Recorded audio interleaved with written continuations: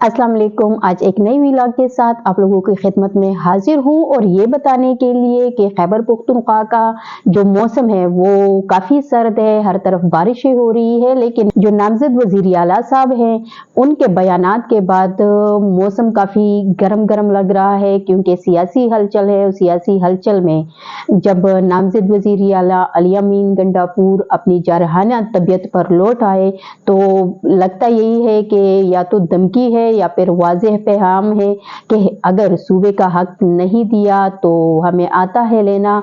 और उन्होंने ये साफ साफ कहा है कि मैं इस बात के लिए मशहूर हूँ कि साड़ा हक एते रख, तो इसी पे अमल करूँगा और सियासी हलकों में और अपने इलाके में इसी बात पे मशहूर हूँ। तो यही करूँगा कि पहले तो मैं नरमी से अपने सूबे का हक वसूल करूँगा और अगर नहीं दिया जाएगा तो उंगली टेढ़ी करनी भी मुझे आती है। ऐसा नहीं है कि मेरे सूबे का हक मुझे नहीं मिलेगा और मैं चुप करके खामोशी से बैठा रहूँगा। मैं एक एक पैसा अपने सूबे का लेकर आऊँगा और अगर उंगली टेढ़ी करनी पड़ी तो वो भी कर लूँगा। मैं अगर हम हक लेना जानते हैं तो हक छीनना भी जानते हैं। आइए सुनते हैं मजीद कि अली अमीन गंडापुर साहब क्या कहते हैं।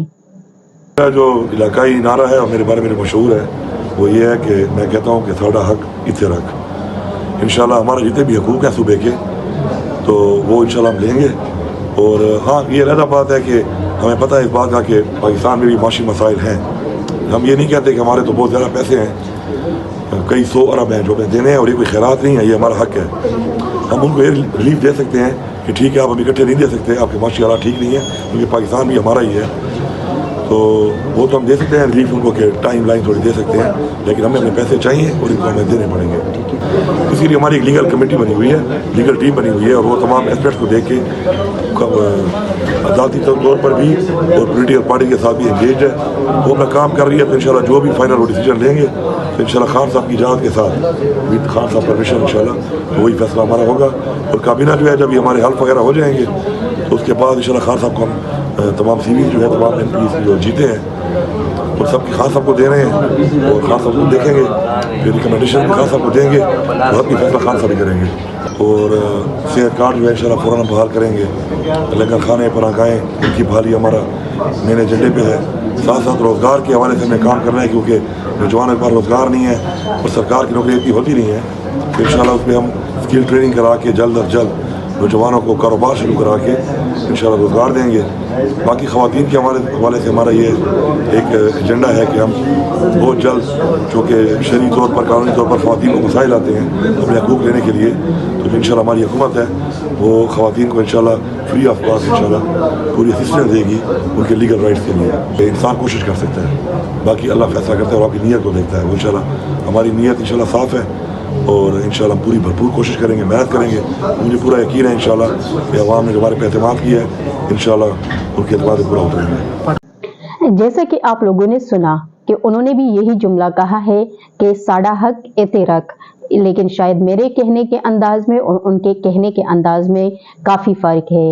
वो एक वाज़ेह पैगाम दे रहा है कि अगर बानी PTI ने उन पर एतमाद किया है तो वो खैबर पख्तूनख्वा के अवाम ने जो एतमाद खान पे किया है वही एतमाद उन्होंने अली अमीन गंडापुर पे किया है। और अब इस एतमाद का आगे लेके जाना अली अमीन गंडापुर के लिए कैसा है कैसा नहीं है, वो इसके साथ किस हद तक इंसाफ कर सकेंगे नहीं कर सकेंगे। लेकिन साथ साथ मैं कुछ बातें भी शेयर करना चाहती हूँ, क्योंकि इस वीडियो के बाद अली अमीन गंडापुर साहब ने आज पेशावर हाई कोर्ट में भी मीडिया से गुफ्तगू की है और कहा है कि 2 साल में जो हमने नुकसान उठाया है, जो लाकानूनियत की गई है, उन सब का अजाला किया जाएगा और हमारी कोशिश होगी कि हम उन तमाम नुकसानात का जो अजाला है वो कर सकेंगे और तमाम इदारों को साथ लेकर जाऊंगा। लेकिन साथ साथ उन्होंने ये भी कहा है कि सूबे के हक पर किसी तौर पर कंप्रोमाइज नहीं करूंगा। आज पेशावर हाई कोर्ट ने अली अमीन गंडापुर साहब की एक हिफाजती जमानत भी मंजूर की है, साथ साथ में सेनेटर फैसल जावेद की भी जमानत मंजूर हुई है और एक और भी PTI की तरफ से दरखास्त पेशावर हाई कोर्ट में दायर हुई है, जो कि मशाल यूसुफ जई एडवोकेट ने की है। और उन्होंने अदालत से इस्तदा की है कि PTI को डिलिस्ट करना یہ الیکشن کمیشن کا کام نہیں ہے، یہ سپریم کورٹ کر سکتی ہے۔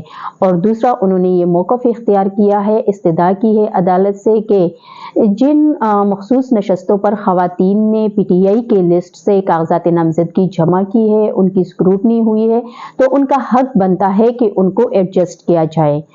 اور پشاور ہائی کورٹ سے یہ بھی استدعا کی ہے کہ آج ہی اس درخواست کو سماعت کے لیے مقرر کیا جائے، کیونکہ خواتین کا حق بنتا ہے اور پی ٹی آئی کا بھی یہ حق بنتا ہے کہ ان کو مخصوص نشستیں واپس کی جائے۔ اب دیکھتے ہیں کہ کیا فیصلہ آتا ہے اس درخواست پہ، لیکن ساتھ ساتھ میں یہ بتاتی چلوں کہ علی امین گھنٹا پور صاحب نے ایک سوال کے جواب میں یہ بھی کہا ہے کہ پی ٹی آئی پی مطلب کہ پرویز خٹک کی پارٹی سے اگر پی مائنس کیا جائے تو پھر کچھ بات بنتی ہے، ادروائز اس سے کوئی بات نہیں ہوگی۔ لیکن چونکہ پی ٹی آئی کو صوبے میں کسی ایک پارٹی کے ساتھ تو چلنا ہے، کیونکہ ان کے پاس سمبل نہیں ہے اور سمبل کے لیے ان کی مجبوری ہے کہ وہ کسی پارٹی کو ساتھ لے کے چلے، تو صرف دھاندلی کے لیے حمایت چاہیے یا پھر اتحاد کر کے کسی پارٹی کے ساتھ چلتے ہیں، تو یہ بھی سامنے آ جائے گا، کیونکہ حکومت سازی کے لیے جوڑ توڑ جو ہے وہ سیاسی حلقوں میں جاری ہے اور پی ٹی آئی کی بھی بات چیت ہو رہی ہے۔ تو دیکھتے ہیں